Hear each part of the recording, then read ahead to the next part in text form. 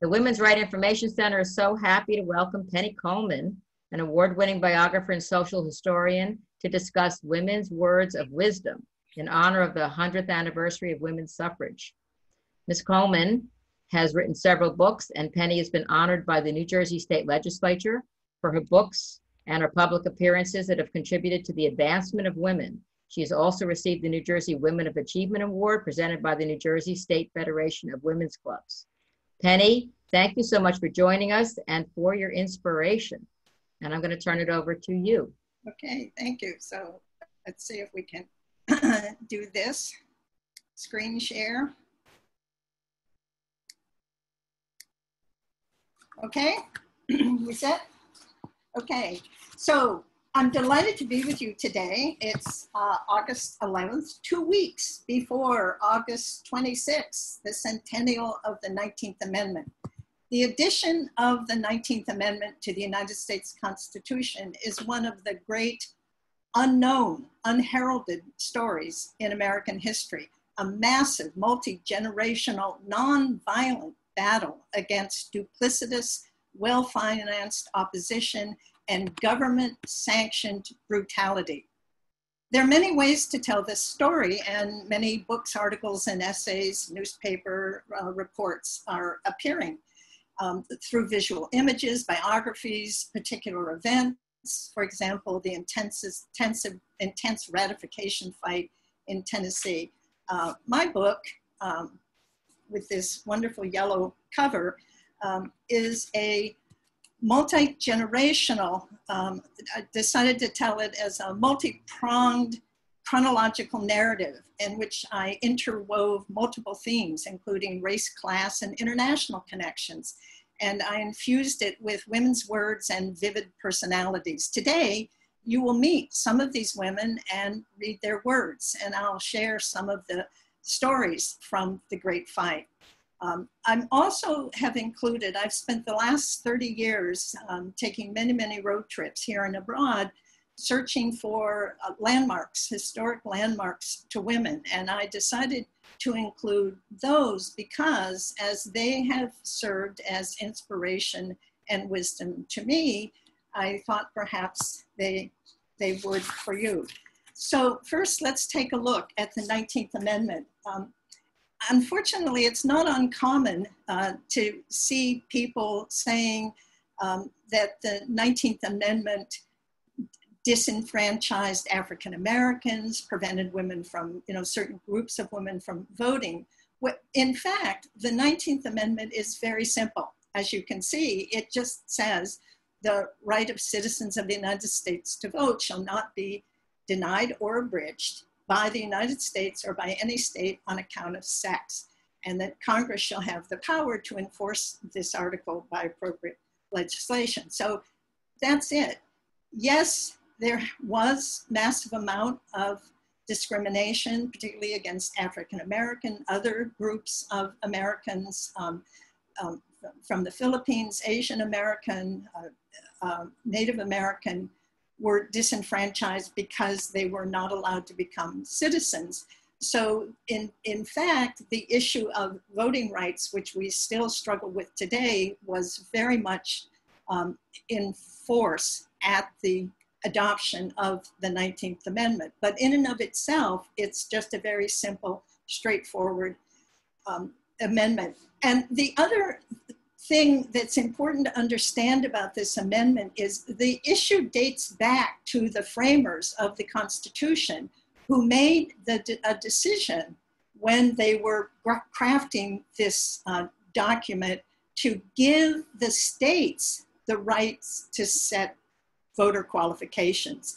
And that's really the heart of the problem. The heart of the problem is that the Constitution does not guarantee citizens the right of vote, and voter qualifications were given to the states.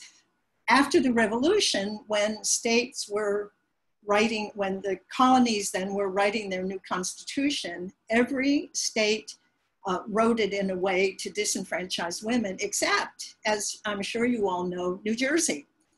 Historians have long wondered why New Jersey happened to be the state where women, and it would have been unmarried women who owned a certain amount of property, could vote. And in fact, women did vote. African American and white women did in fact vote in the period between 1776 and 1807, a piece of New Jersey history that's quite interesting. Also, why they were disenfranchised in 1807, which is again another story, but having to do basically, I think the simple explanation, if I can be a little bit glib, is that men, with the emergence of political parties, were beginning to realize that this voting group of women were not going to be easily controlled. So we'll just not let them vote, which is, again, a theme throughout women's fight for the vote.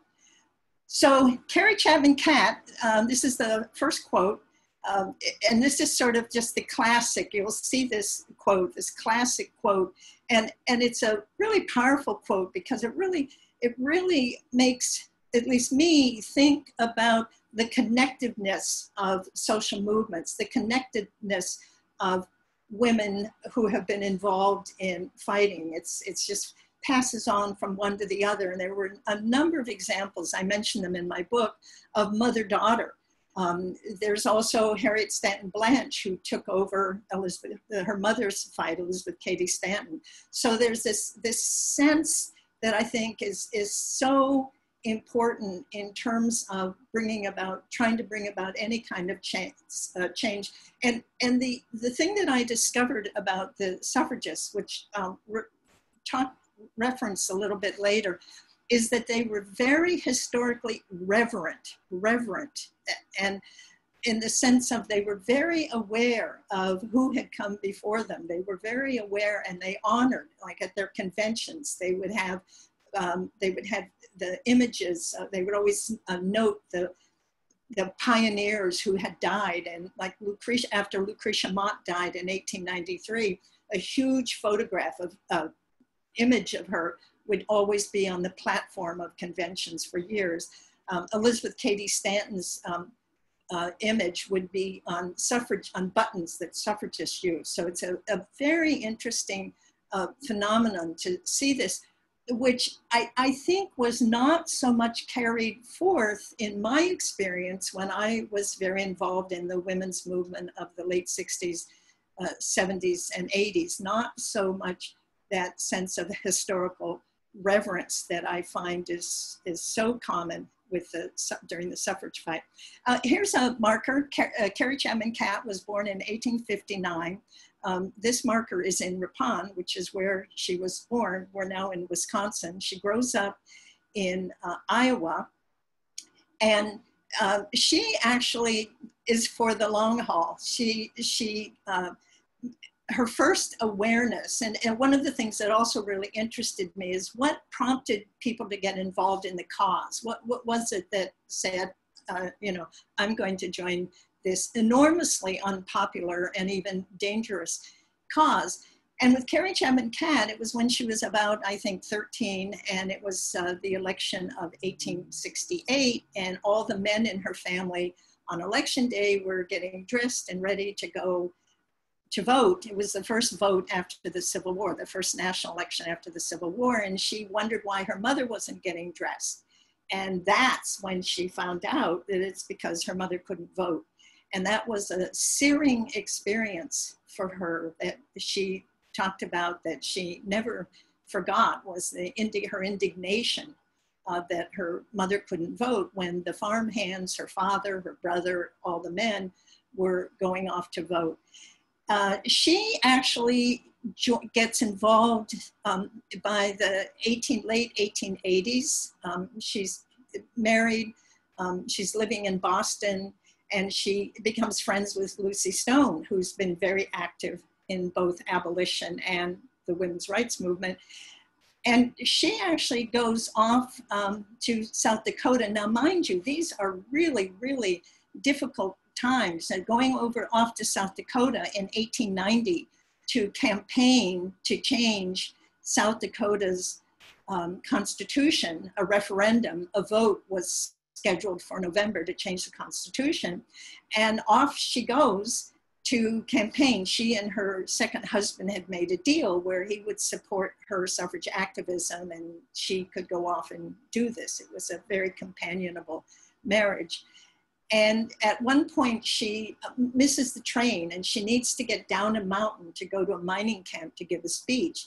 And she's missed her train, a mule team is too slow, and a worker says, well, you know, I can take you on a hand cart, you know, the kind where they pump up and down. And so she agrees, and off she goes down the mountain, and she describes how taking sharp turns when the cart is on two wheels and her hairpin is flying out. But she gets there. But that's typical of the kinds of experiences that that these suffragists have as they would go off, leave Boston to go out to South Dakota. And I should also tell you that South Dakota has the record. It took 7 tries, 7 referendums, 7 votes to change their constitution before the men in South Dakota decided women were worthy of the vote. That those 7 votes spanned from 1890 till 1918. The state of Oregon is the next, and that's 6 tries. New Jersey never did. Women never had more than a sliver of school suffrage. So it's sort of, and I wrote about these state campaigns in my book. They don't typically get written about, but I felt it was so important to really understand the magnitude of this massive fight. So next we're going to start, and I've organized things chronologically, and virtually all the coverage of this vote that you'll be reading about as we come up to the centennial will talk about it being 70 years. They'll start it with the Seneca Falls Convention in 1848. I personally started with Margaret Brent. Margaret Brent in 1648 in the colony of Maryland was an independent woman, had her own business, appeared before the court. The governor, Leonard Colvert, on his deathbed, made her his executrix and gave her the responsibility of managing his affairs. So Margaret Brent went before, and this is a sketch of her before the colonial assembly, and demanded not just 1 vote, but 2 votes, 1 for herself and 1 to handle the deceased governor's affairs. And she asked for a voice. And you put this quote in because I think it's so important that we not only think about the vote, but we think about our voice and the importance of our voice. We're going to fast forward a number of years. Sojourner Truth said these words, "I want to keep the thing stirring," at a convention in Brooklyn in 1867. Susan B. Anthony had invited her to speak, and she was a house guest of Elizabeth Cady Stanton. Elizabeth Cady Stanton wrote a letter to the New York World describing Sojourner Truth being her house guest. And in her letter, she wrote that they were all impressed with her wisdom, although she did smoke. So that was sort of the piece of Sojourner Truth. And Sojourner Truth, of course, is just one of those iconic, deservedly iconic figures in American history. And she, of course, was very much involved in the fight for the vote, going to conventions. Many people, of course, if they're familiar with anything about Sojourner Truth, they'll know the phrase, "Ain't I a woman?" which actually is incorrect. Scholars have pointed out that she, as you know, was a slave in New York, where she was sold 3 times and brutally treated because she grew up she was born into a Dutch-speaking family or slave owners. And so she actually would have not used the kind of vernacular ain't, she would have used aren't. So historians are very clear that it's more accurate to say, "Aren't I a woman?" when you're talking about Sojourner Truth's speech. So at this convention, clearly her notion of keeping things stirring, and again, I think that's something, especially in this pandemic time, when it's really hard to, at least I think, struggle with keeping things going, keeping things stirring, and managing with how am I going to be an activist when I'm immune compromised or when whatever. It's something to just keep thinking about. But Sojourner Truth, who at this point is in her 80s, and as she herself describes herself, she talks about the fact that she was a slave for 40 years and she's been free now for 40 years. And so to think in terms of in her 80s, she's saying, I want to keep the thing stirring. And what she's talking about is the fight over the betrayal of the abolitionists who have decided that they're going to fight to enfranchise African-American men and not women. And she's talking about the fact that both need to be enfranchised. And this is not a time to give up. So things were kept stirring. This period between this, and I'm sure you probably all, with the Susan B. Anthony quote, I have been and gone and done it, it probably resonates with you. That's, of course, her writing to Elizabeth Cady Stanton that she had gone and voted in 1872. And again, I love that sense of action. I have been and gone and done it, exclamation point. And between these two periods of 1867, with Sojourner Truth and Susan B. Anthony in 1872, women had in fact kept things stirring. In fact, starting in 1868 in New Jersey, a woman named Portia Gage in Vineland, which is in New Jersey, way down in the southeastern corner of New Jersey, went to the polls and tried to vote in March in a local election. She came back in that, again, it's that 1868 election where Carrie Chapman Catt had her epiphany, with 172 women, African-American and white, and attempted to vote. They set up their own ballot box. And through that period from 1868, starting in New Jersey, the first massive voter civil action until 1873, hundreds of women voted. They voted in Maine and Massachusetts, California, Oregon, South Carolina, North Carolina, women. Some actually did vote. Many were refused registration. Others, their ballots were refused. But imagine that. Think of that period of time of hundreds of women all over the country at a time of huge resistance. This was not a popular thing to do. Attempting to vote, the sacredness of that notion of voting. So why did they stop? Well, this is why they stopped. Susan B. Anthony. She, as you know, gets arrested, she gets tried, she gets convicted. And at that point, women realize that there's no point. 2 years later, in 1875, the Supreme Court, the courts were did no favors for women during this long fight. Including most dramatically in 1875 when the Supreme Court in Happersett versus Minor ruled that, well, yes, of course, women were citizens. However, citizenship did not equal the right to vote. And at that point, women realized that the only way they were going to get the vote was to change state constitutions and ultimately to change the federal Constitution. So of course I had to put in a quote with Elizabeth, and this may surprise you because they're far more inspirational and dramatic quotes by Elizabeth Cady Stanton, but I particularly like this one. I'm forever quoting Elizabeth, who I wrote about Elizabeth and Susan in my book, Elizabeth Cady Stanton and Susan B. Anthony, A Friendship That Changed the World. And so I sometimes just call them Elizabeth and Susan because I just spent a lot of time getting to know them. But I love to take naps. And I always think of Elizabeth when I take a nap because she was a ardent napper, and she made statements to the degree of saying that there would be nobody in mental hospitals. There'd be no mental illness if people just adopted a nap a day. So she's telling us to dress loose, take a great deal of exercise, and be particular about your diet, sleep sound enough, and the body has a great effect on the mind.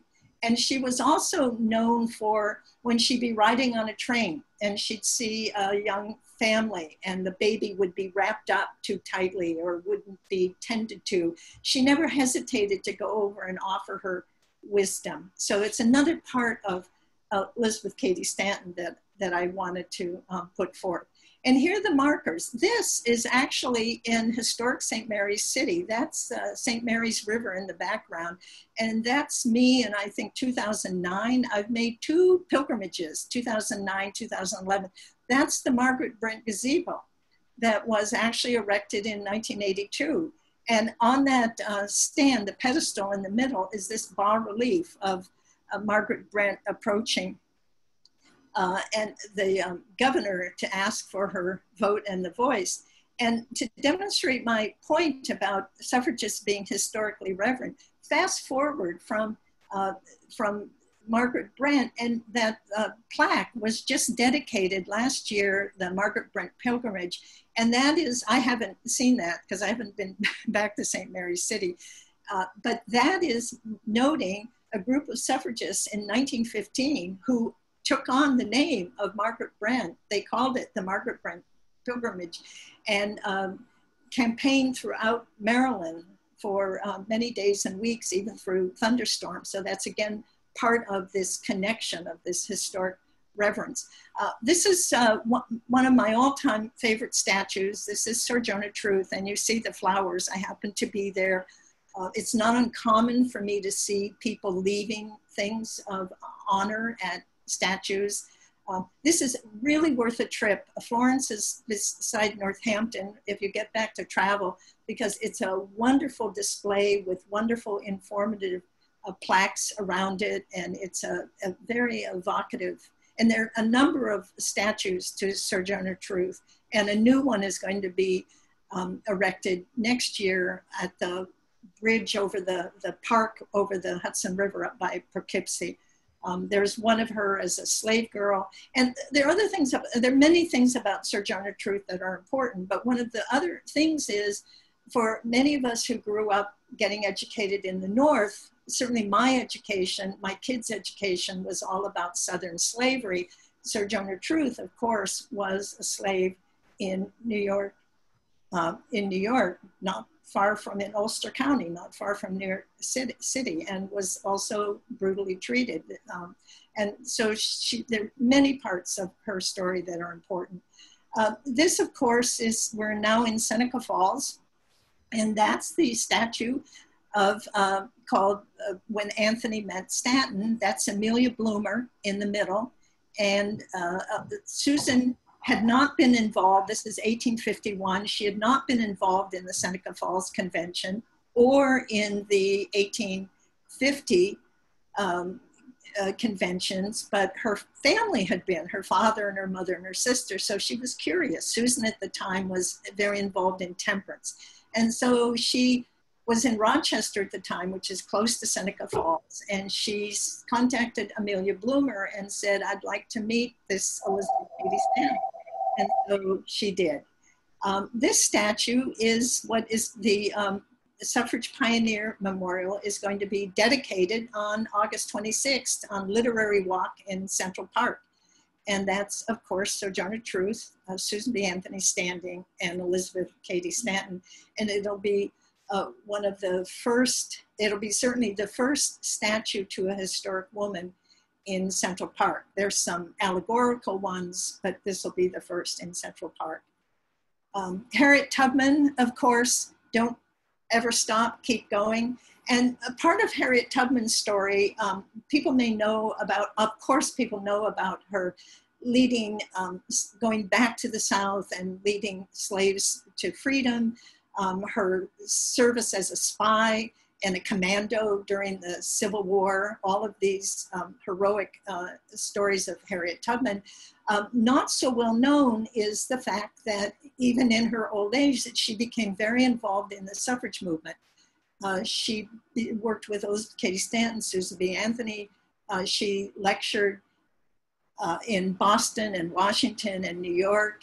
And she was quite revered, and she would tell the story about her exploit. And it's interesting, I recently did a search of historic newspapers, and it's really interesting to do a search of Harriet Tubman in the 1880s and 1890s because she's very revered. There are many large headlines and stories and sketches of her about all her exploits, which of course is sort of interesting to me as a historian, how there are periods where women, like another one is Dorothea Dix, who I also wrote about, the great reformer of people with mental illness and disabilities. These were household names, legendary women in their time, lots of newspaper coverage. And yet in my education in history and my son's education and my grandchildren's education, they're either not mentioned or they're just, sidebar or minor issue. So it's kind of interesting to go back and to just see and to realize how important it is that when we're seizing this moment about this fight for the vote, that we keep these stories and these demands alive, that women are included, as an integral and essential part of the story of not just this country, of the world, because this whole story has lots of international connections that were going on. Belva Lockwood, of course, act up to your convictions of justice and right, and you cannot go wrong. Victoria Woodhull, if anybody knows anything about women's history, they'll know that they'll say, oh, she was the first one to run for president. Well, the problem with Victoria Woodhull is, first of all, she wasn't old enough to run for president. And second of all, she was in jail on election day for publishing immoral articles, which is another whole story. But Belva Lockwood actually did twice, 1884, 1886, run for president on a legitimate political party. She was a lawyer, or a widow. Again, many of these women are widowed and had to support themselves. She became a lawyer, but in order to get her diploma, because she fulfilled the credits of the law school in Washington, but they refused to give her her diploma. So she wrote to the president, who happened to be Grant at the time, who was president of the law school, and he issued her diploma. And then she had to petition Congress to be able to litigate before the Supreme Court, which she was, and she was the first woman to do that. She was also the first woman to ride a bicycle in Washington, but she's also another great character to know. And Olympia Brown, patience ceases to be a virtue. Olympia Brown is the first woman to be ordained by a established denomination, the Unitarian Church. And she, again, in 1867, she goes off to Kansas, basically undeveloped territory. It's just this really rudimentary, travel, everything. And she's still in the fight. She says this in 1913 when she thinks the traditional traditional organization is too staid, and she joins up with Alice Paul and the young women and becomes very active with picketing. And she's one of the few survivors who lives to vote. This is, again, a favorite statue. Go, if you're in New York City and you need a field trip, 122nd Street and Frederick Douglass, this extraordinary statue of Harriet Tubman. The roots on the back are the artist Alison Saar's depiction of Alice Paul, of Harriet Tubman pulling slavery out by the roots. You see somebody's left a flower. A powerful, powerful image. There was a brouhaha when it was dedicated because it was facing south. And some of the men at the dedication said she should have been facing north. And the sculptor said no, because south is the measure of her courage. She went back. This is a figurehead. There are actually three figureheads that put on ships to Belva Lockwood. And this church, there's a church in Racine, Wisconsin, named after Olympia Brown, the church where she served, and an elementary school. So lots of honoring of these women. Ida B. Wells, the way to right wrongs is to turn the light of the truth upon them. Again, one of the, in my category, if people know anything about suffrage, they'll tell me, they'll say, well, you know, it was racist because Alice Paul wouldn't let Ida B. Wells march in the parade, which is not the whole story. The newspaper of the accounts at the time, Chicago Tribune reporter who was on the scene, described this whole incident and pointed out that Ida B. Wells was in fact told the decision was she shouldn't march with the Illinois delegation, the all white, because white delegates were threatening to pull out of the parade. So she and her close friends, two white women from Chicago, Brooks and Squire, Virginia Squire, made a pact that she would be dressed in the outfit of the Illinois delegation in the crowd, and when they marched by, they would make room for her to join. It also overlooks the fact that there was a whole contingent of Delta Sigma Theta, African American society newly formed at Howard, that were marching, and they were marching with Mary Church Terrell, who was very famous African American woman by that time, and also that there were some sorority women from Alpha Kappa Alpha who were marching with Washington. So these stories, when you hear these generalizations, it's so important to think, wait a minute, is that the whole story? Because it's often not. Anna Howard Shaw, this quote is actually on the base of her statue, which I'll show you in a minute. This theme harkens back to the theme we saw earlier with Cherry Catman Cat, this notion of what it means for a person to be involved in a cause. I mean, this was a common theme with suffragists who would talk about what it meant to have something more than that mattered, bigger than that. It's an interesting thing to think about in our own lives. Is there something like that in our life, or was there a time when there was something like that? And even do we agree with that? This notion of needing something more than just a regular, a more prosaic sense of life. I mean, it's sort of a provocative thought. She was an ordained minister, a medical doctor, and then said that all of that isn't doing enough for women and throws herself into the suffrage fight. Ends up, she's noted for being a brilliant orator. She ends up being president of the National American Women's Suffrage Association. She has a lifelong relationship with Susan B. Anthony's niece, Lucy, who's at her bedside. I write about that when I die. She dies just before women are enfranchised, with Lucy at her side. Anna Julia Cooper, if you get out your passport and you leaf through it, you'll see lots of quotes of your basic white men. And I think Frederick Douglass is there. And you'll find the one woman, and it's Anna Julia Cooper, who was born into slavery. She was 7 years old before she was freed after the Civil War.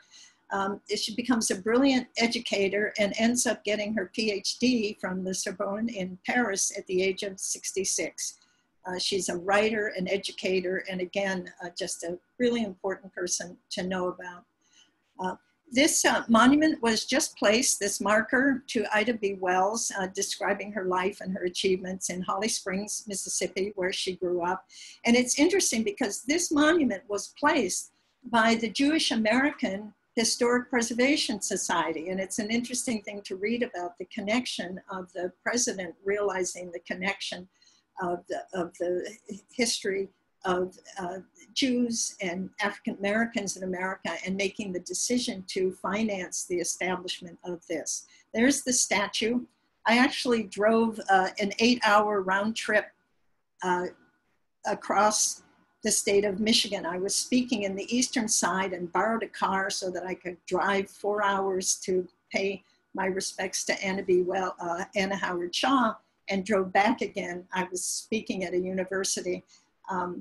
And there are lots of things about that story that are important to me. Not the least of all was the organizer, the person who invited me, just saying, sure, you can take my car and drive across the state to see a statue. So that whole, again, sense of connectedness. Many of the women have had stamps. Harriet Tubman's had a stamp. This is one to Anna Julia Cooper. And this is her gravestone. That's actually the original inscription that was on her gravestone, and it's been replicated with a new placement listing her and her many and important achievements. Again, really important landmarks to think about, and also to think about people who are still establishing these. You know, we're in such a time of controversy over memorialization and tearing down these, you know, statues and of the honoring the Confederacy and all of this. And, you know, we can ask questions about, do these statues matter? Do landmarks matter? We can have a whole discussion about that. I happen to think they do. Obviously, I've spent 30 years looking, and my quest was in part fueled by my realization that women had been left out of the popular narrative, the books, the movies, everything. And I thought, well, have they been left out of the landscape? And that's what actually started my quest. And I found that although there's far fewer representations and memorials to women than to men in this country, they haven't been invisible. And that's interesting. General Rosalie Jones, again, people may know about her. She, inspired by what was going on in England, where they were having great hikes, she hiked, she walked, pilgrimage, dressed in pilgrim hat and coat, and led a group of women in the winter. Seems like she was always going in the winter. In 1912, from New York City to Albany. 1913, she takes a group of the Army of the Hudson, and they walk, it's leaving in February from New York to Washington to participate in the March 3rd, 1913 great parade. This is Inez Milholland, the martyr. There are several martyrs, women who died in the cause. This is Inez mounted on the white horse in her regalia to lead the great suffrage march of 1913. Her quote comes from 1912. 1912, by this time, by 1912, suffragists have finally managed to get equal suffrage in 9 states. And the first wins were in the 1800s, and that was, of course, the territory of Wyoming, then Idaho, Colorado, and Utah. But then nothing happened after 1896. It was just failure after failure after failure. However, in 1910, finally, Washington, after several tries, women win equal suffrage, change the Constitution. 1911, California is a big win, which I write a lot about in my book. 1912, they thought they had 4 wins. It was Arizona, Kansas, and they thought that they had Michigan. It turned out in the end that the election was stolen and they didn't get Michigan. So there were just 9. But before the results were in, on November 9th, there was a huge parade in New York City in the night, up Fifth Avenue, 20,000 women, all of them carrying big orange globes with a light inside that was attached to a battery that they had in their pocket. It was called the River of Fire. 400,000 people watched 20,000 women march up to celebrate this achievement of these huge victories in 1912. 10, because they thought they had 10 states. It turned out in December they only had 9 because it was stolen in Michigan. In chariots, there were 10 chariots pulled by snow white horses. I mean, these suffragists, it's drama after pageantry. It's just so visually extraordinary and well organized. I think of kind of the mishmash of the Women's March in 1918 and think about the things that these women pulled off year after year. And this is when Inez was approached, and by this time she was a lawyer. She was a Vassar graduate. She had been turned down by Harvard, Oxford, and Yale Law School because she was a woman. NYU admitted her. She became a labor lawyer, and she was noted for her beauty and is enormously striking and visual image and orator.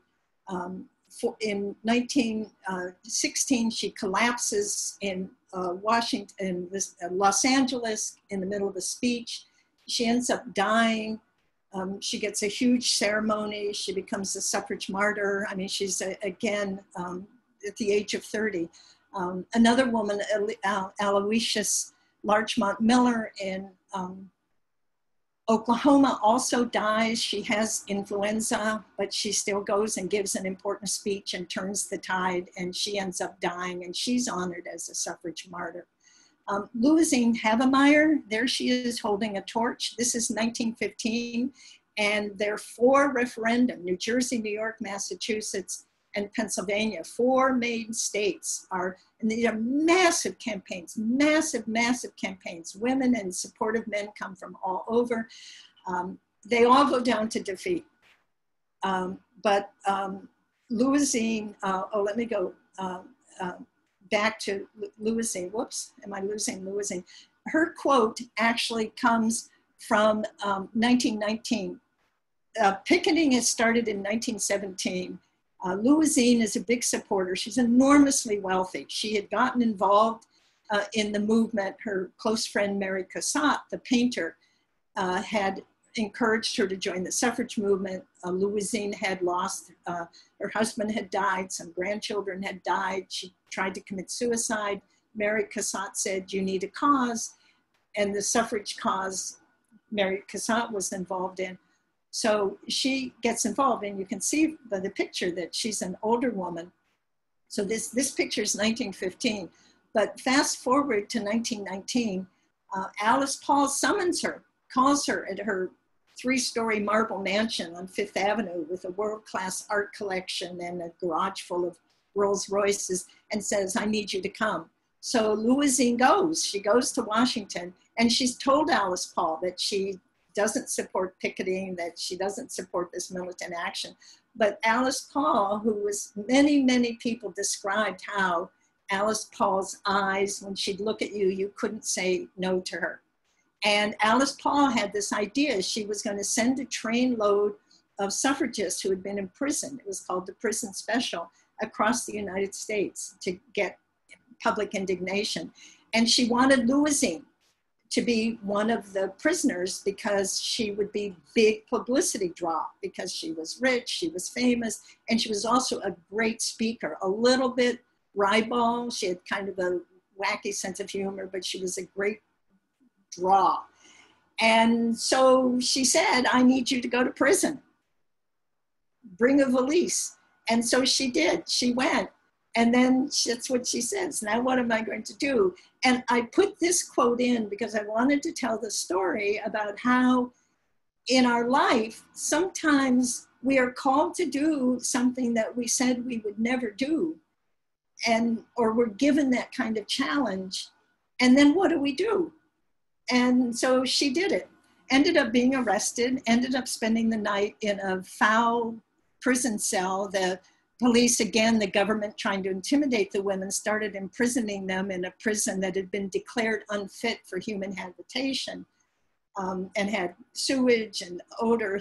And that's where she spent the night, but she qualified for the prison special. The statue will be dedicated to Jones. This is a marker that was recently dedicated to Inez. And this one was just dedicated to Louisine in Islip. The lady with the torch, back to that 1915 campaign. In my book, there are pictures of Louisine. They have an event where she's on one tugboat and the New Jersey suffragists are on another tugboat, and they meet in the middle of the Hudson River, and Louisine passes the torch to Minnie Van Winkle of of New Jersey. And then the next day, Louisine comes over to New Jersey and they take the torch up and down the Jersey shore. A great drama. Madeline and Breckinridge were now at the point of ratification. On June 4th, the Senate, which had been totally resistant to enfranchising women, finally voted to enfranchise women. The 19th Amendment then went to the states for ratification. It was a brutal, most people don't write about it. I felt it was really important to write about the fight for ratification because as we know, we can't get the ERA ratified. Ratification is not a sure thing.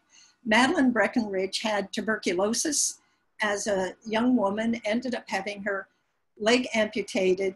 And the story behind this quote is she's describing the condition in Kentucky. And she's describing the terrible condition of the schools, of public services, of the government. And she ends up by saying that the question should not be whether women were fit for suffrage, but whether men were. And it's a good question. Alice Paul, of course, the New Jersey's gift to the suffrage movement, founder with Lucy Burns of the what we now know as the National Women's Party, fearless, nonviolent, again, another important person. And many of these women are complicated. I mean, Alice Paul did not see the intersectionality with race. Carrie Chapman Catt would reassure Southerners that they could keep white supremacy in place. I mean, many of these people, but the history of the United States is enormously compromised. I mean, it was shocking to me to read at this time how openly discussed white supremacy was and how openly accepted racism and segregation was. At the highest levels of government, Wilson, the president, the head of the North Carolina Supreme Court, openly talked about this. So it's an important thing to, again, have a context for this. And Mary Church Terrell, and of course, this is a key issue for Mary Church Terrell, which all of us deal with in our life, I believe, who are involved in social action, which is the difference between principle and expediency. And Mary Church Terrell, again, an African-American woman who also does join the picket line. And in her 80s, Mary Church Terrell actually leads the movement that leads to desegregating restaurants in Washington. Again, important people. 2 plaques, it's a 2-sided plaque to Madeline Breckinridge in Virginia. And I know you can't read all these plaques, but if you want the text, just send me an email or just Google them. You'll find them online easily. Alice Paul. I put up this bottom one. An enterprising artist in Washington, D.C. is repurposing these call boxes. They're call boxes dating back to the 1800s that were used to set fire alarms or police alarms. And this one is to Alice Paul. And so if you want addresses or texts or anything, you can contact me through my website. I'll give you that address in a minute. And this, there's a number of memorials to Mary Church Terrell. We're gonna end up in Englewood, and we're gonna end up in Englewood at the Women's Rights Information Center. And that building looks familiar. And if you look to the left of the door, there's a marker. And the marker is to the Women's Rights Information is dedicated to its founder, Phoebe Seam, pioneer of women's rights, champion for women's achievement, sister to every woman in need. So there's one right here. And I did some search, and here are words of wisdom from Peggy Seam. That's a photograph from a 1976 newspaper article in the Daily News, Women Get a Helping Ear. So there we go. And I want to end with Rose Bauer. Rose Bauer is on my book. I was determined to have, I saw that photograph and I had to have that on the front of my book. And I did a search, and that's her obituary, Death Claims Rose Bauer. Rose Bauer was a skilled whistler. And we're in Rapid City, South Dakota. She was one of the early white pioneers in South Dakota in the Black Hills. She is born into a musical family, the Bauer musical family, but she's an expert whistler. And she was wildly popular and successful. Carrie Chapman Catt asked her to come to Massachusetts. She came to New Jersey. There are New Jersey newspaper articles with pictures of Rose Bauer, actually one of these pictures, because what she would do is she would tell crowds that they had to listen to a suffrage speech and they had to give money before she would whistle. So if anybody needs to do fundraising, just become an expert whistler. And you can see in this picture that she was still whistling. So while we're all thinking about what we're going to do in this pandemic, maybe we should take up whistling. So there's my website. It's easy to contact me if you have any questions, comments, you want more information. I'm happy to engage. So that's it. Back to you, Jan.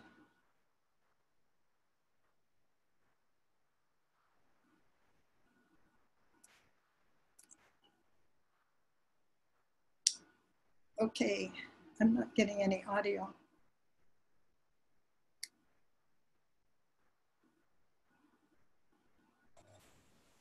Jan, you have to unmute. Yeah, I don't hear you, Jan.